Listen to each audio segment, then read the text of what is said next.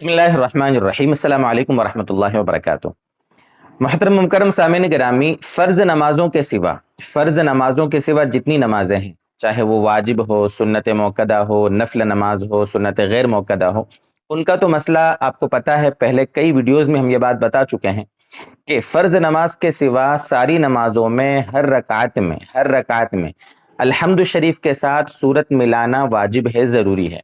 ये बात हम बता चुके हैं, कई वीडियोज़ में ये डिटेल मौजूद है। इसी तरह फ़र्ज़ नमाज की पहली 2 रकातों में अल्हम्दु शरीफ के साथ सूरत मिलाना ज़रूरी है, ये बात भी आपको पता है।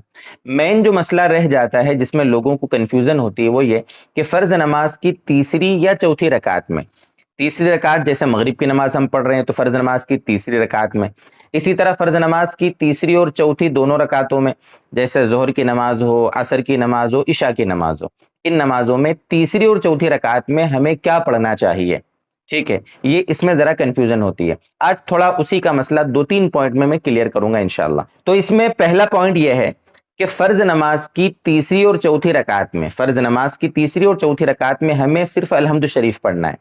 आप तीसरी रकात के लिए खड़े हो गए, बिस्मिल्लाहिर्रहमानिर्रहीम पढ़ लें आहिस्ता आवाज में, उसके बाद अल्हम्दु शरीफ पढ़ लें, वलद्दालीन आमीन ये कहकर आप रुकू में चले जाएं, तीसरी में भी और चौथी रकात में भी। ये तरीका है।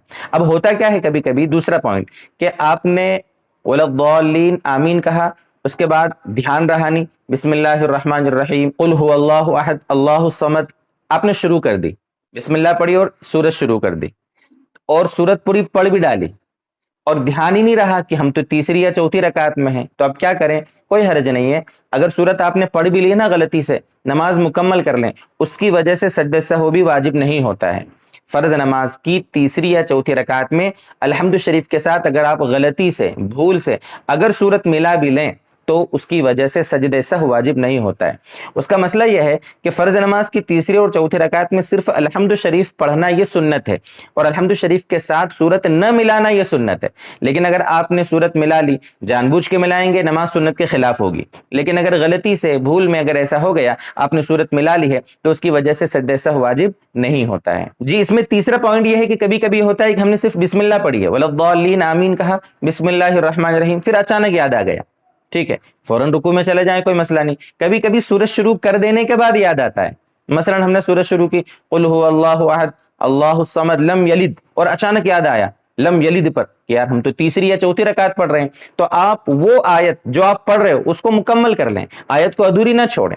लम यलिद वलम यूलद आयत मुकम्मल कर लें, उसके बाद आप फौरन रुकू में चले जाएं। यानी आप आधी सूरत पढ़ लें, पूरी सूरत पढ़ लें, या सिर्फ बिस्मिल्लाह पढ़ें तीसरी रकात में या चौथी रकात में फर्ज नमाज की, तब भी आप आयत मुकम्मल करके, या अगर बिल्कुल सूरत के खत्म के करीब पहुंच गए हैं तो सूरत मुकम्मल कर लें और उसके बाद आप रुकू कर लें, सजदे सहव वाजिब नहीं होगा। ये है मसला फर्ज नमाज की तीसरी या चौथी रकात में सूरत गलती से मिला ली, कितनी मिलाई, सिर्फ बिस्मिल्लाह पढ़ी, उसके बारे में थोड़ा सा जो कंफ्यूजन होता है उसको दूर करने की आज कोशिश की है। अल्लाह ताला हमें समझा दे और अल्लाह ताला हमारी नमाजों को अपनी बारगाह में कबूल फरमाए। वस्सलामु अलैकुम वरहमतुल्लाहि वबरकातुहू।